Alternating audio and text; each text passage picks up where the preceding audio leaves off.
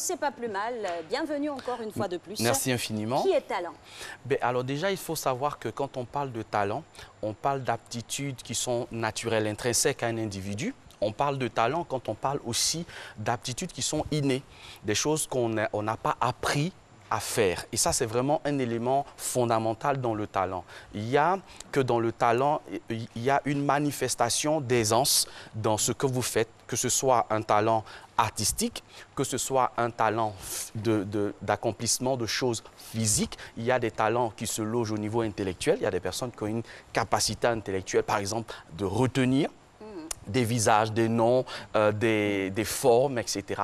Et puis, il y a des talents également qui sont beaucoup plus manifestes dans la dimension, on va dire, qui est liée au travail au quotidien. Et c'est justement cet aspect-là que nous allons peut-être essayer de mettre en avant. Alors, coach, on a là un tableau qui est récapitulatif de ce dont nous allons parler aujourd'hui, les ingrédients du talent. Qu'est-ce qu'on met dans la cocotte minute pour faire en sorte qu'elle puisse bouillir et produire de très bons résultats? Eh bien, déjà, il faut savoir que depuis presque une décennie, au niveau des ressources humaines, il y a un management spécifique des talents. C'est-à-dire qu'aujourd'hui, on ne parle plus idéalement de compétences techniques ou de compétences qui sont liées à l'activité, mais on est en train de toucher un autre aspect qui est le talent de l'individu, justement, qui est à un poste ou qui est dans un service. C'est-à-dire talent, sa valeur intrinsèque. Exactement. C'est-à-dire que ce qui fait le plus chez cette personne-là, parce qu'à diplôme égal, qu'est-ce qui fait la différence? C'est le talent, en fait, à la vérité. C'est-à-dire que d'autres personnes qui ont fait un MBA, je ne sais pas, voilà, et qui se retrouvent dans une entreprise, il y a peut-être un qui a une facilité, une capacité extraordinaire. Quelque chose en plus. Exactement. Justement, mais qui au sein de l'entreprise décèle ce talent-là? Comme nous on dit en coaching éthique, il n'y a pas de mauvais collaborateurs, il y a de mauvais managers. Absolument. C'est-à-dire que nous faisons peser toute la responsabilité sur le manager en disant, vous pouvez avoir un collaborateur avec de faibles compétences, mais si vous avez un manager qui est suréquipé, il peut en faire un talent. Alors, coach, là, on a les ingrédients du talent. Les ingrédients du talent. Premier élément important, juste au centre en haut, c'est le style personnel. Alors, quel est votre style personnel qui va vous permettre en fait de créer la différence? Et ça, c'est vraiment un élément important. Je vous en supplie, par les compassions de tout ce qui existe, ne soyez pas une personne qui passe inaperçue.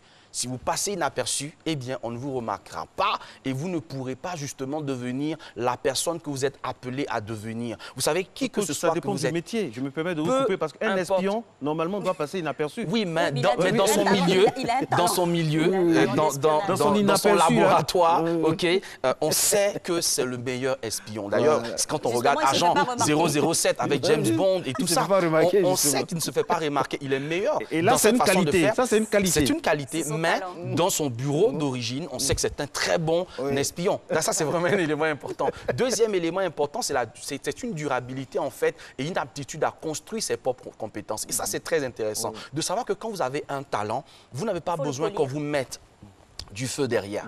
Parce que c'est quelque chose que vous avez naturellement en vous et qui peut éclore parce que vous êtes aussi dans le bon environnement. Attention. Que vous en prenez conscience. Attention, parce que si vous avez un bon talent, j'en parlais la semaine dernière, on ne peut pas mesurer les aptitudes du poisson à sa capacité à grimper un arbre. Si vous mettez la mauvaise personne au bon endroit, rien ne se passe.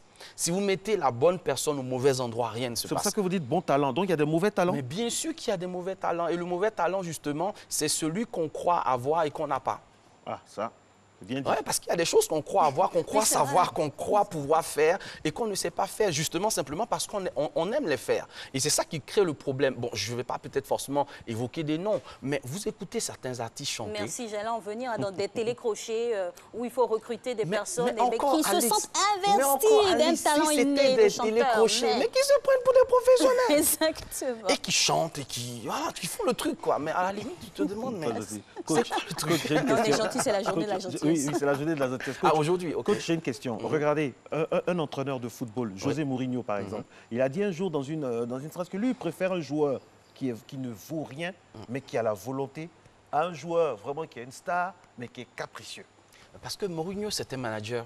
Et c'est ce que je disais tout à l'heure. Vous avez un collaborateur faible compétence, OK, pas de souci. S'il a une bonne motivation, parce que le plus important, c'est la motivation. Absolument. Si vous êtes motivé, vous pouvez apprendre. Si vous êtes motivé, vous pouvez faire émerger le talent qui est à l'intérieur de vous. D'ailleurs, c'est pourquoi parfois il faut passer de la compétence au talent. Il faut faire ce basculement nécessaire, ce certain basculement qui est vital si vous voulez que votre organisation, si vous voulez que votre organisation, votre entreprise, votre business, etc. puisse éclore. Il faut à un moment donné faire ce basculement-là, parce que la compétence à elle seule ne suffit pas. Je le disais, les ressources humaines aujourd'hui sont en train de réaliser que la gestion qui est axée sur des emplois, qui est axée sur des postes occupés, ça vaut pour 10 voire 15% de ce que l'individu peut véritablement donner. Il faut peut-être faire basculer maintenant ce qu'on va appeler le capital humain.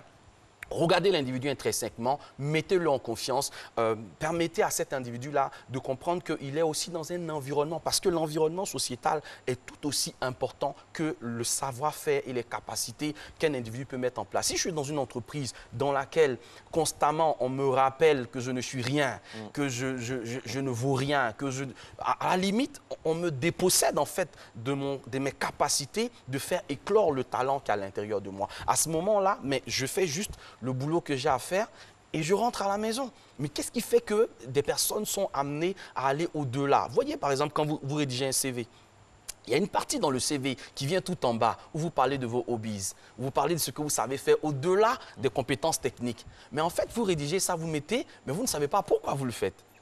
99,99% de personnes qui ont rédigé un CV ne savent pas pourquoi elles ont mis ces éléments-là. Mais c'est ça justement votre talent. Votre talent, c'est par exemple d'être un bon lecteur, d'être quelqu'un qui est sociable, d'être quelqu'un par exemple qui sait jouer au foot, etc. Et vous ne vous rendez pas compte que très souvent au cours des animations qui sont culturelles ou des animations qui sont festives dans l'entreprise, on va découvrir par exemple que le comptable de l'entreprise est un bon maître de cérémonie. C'est une compétence ou c'est un talent? Que quelqu'un qui est timide est un bon comédien. Exactement. Quand on fait des séminaires, par exemple, je suis avec Alix, un autre groupe, on découvre que mais lui, il a des talents de dédoublement, de personnalité. Exactement. Donc vous voyez qu'à partir de ce moment-là, vous n'êtes pas seulement le comptable de l'entreprise, mais vous êtes aussi une valeur ajoutée à l'entreprise. Quand il s'agira de vous mettre à la porte, on réfléchira par deux fois. Parce qu'on sait que vous apportez quelque chose en plus de votre savoir-faire. Vous avez un savoir-être qui se confond et qui fait qu'on bascule toujours de cette capacité de compétence à la capacité du talent. Et c'est ce qui justement va donner la performance des entreprises. Coach, pour en revenir à la question du déclic et de fait de basculer, quand on décèle son talent, on sait par exemple qu'on est habile des mains, on réussit à faire des choses. Nous sommes dans une entreprise pas forcément liée à ce domaine-là. Qu'est-ce qu'on fait comme déclic? On décide de tout plaquer et de s'adonner exclusivement à son talent, à mettre en exergue son talent, ou on associe, on combine. Alice, tu nous donnes l'idée d'un autre thème qu'on va développer sur la reconversion professionnelle.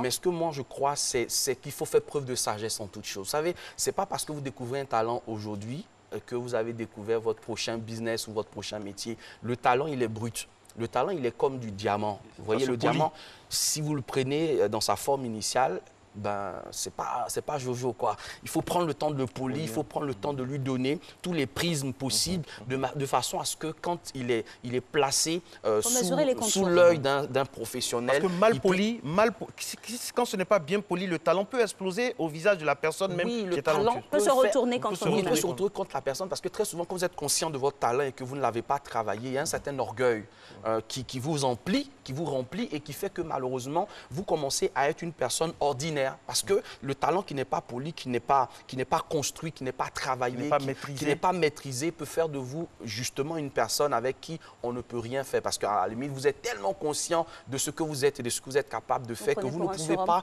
vous ranger. Alors que peu importe le gabarit d'une voiture, sa capacité, c'est de pouvoir trouver une place dans un parking. Absolument. Alors, coach, moi, dernière question. Est-ce que vous êtes d'accord avec cette phrase de Kennedy qui disait « Je préfère la chance au talent » ? Parce que le talent nous donnera toujours de la chance dans la vie. Parce que dans la vie, il y a trois choses. Il y a le travail, le talent et, j'ai failli dire, la chance. Vous savez, la chance, elle est aléatoire. Tout le monde ne l'a pas.